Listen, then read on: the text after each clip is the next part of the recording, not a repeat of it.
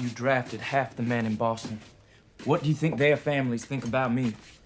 The only reason they don't throw things and spit on me is because you're so popular. The Golden Globes were announced earlier this week, and Lincoln, the movie about Civil War-era President Abraham Lincoln, is the top nominee with 7, including Best Picture. Steven Spielberg was nominated for Best Director for the film, and Daniel Day-Lewis was nominated for Best Actor for his uncanny performance of the 16th president. Django Unchained, a spaghetti western opening this Christmas Day about a slave-turned-bounty hunter, garnered 5. Argo, the film about an unorthodox method of trying to rescue hostages in Iran via a sham movie production, earned 5 as well. Lincoln was nominated for Best Screenplay, and Day-Lewis said his role was enhanced by Tony Kushner's script.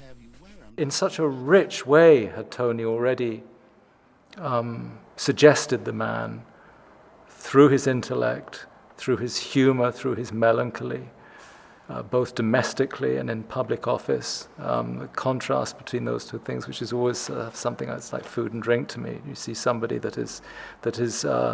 whose life is lived at one and the same time in that strange paradox of public and private. Spielberg talked about refining the focus for Lincoln.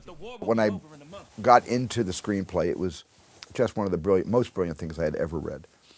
But it was sprawling, and it was epic, and it was 9 hours long, and it was just impractical as a motion picture.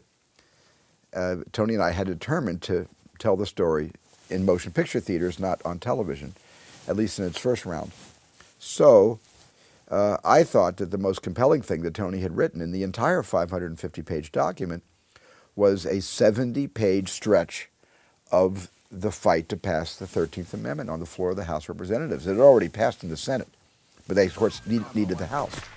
The Golden Globes, a precursor to the Oscars, takes place in L.A. on January 13th and can be viewed starting at 8 p.m. Eastern Time on NBC TV. I agree to give you your freedom, and I'll take you to rescue your wife. Where are we going?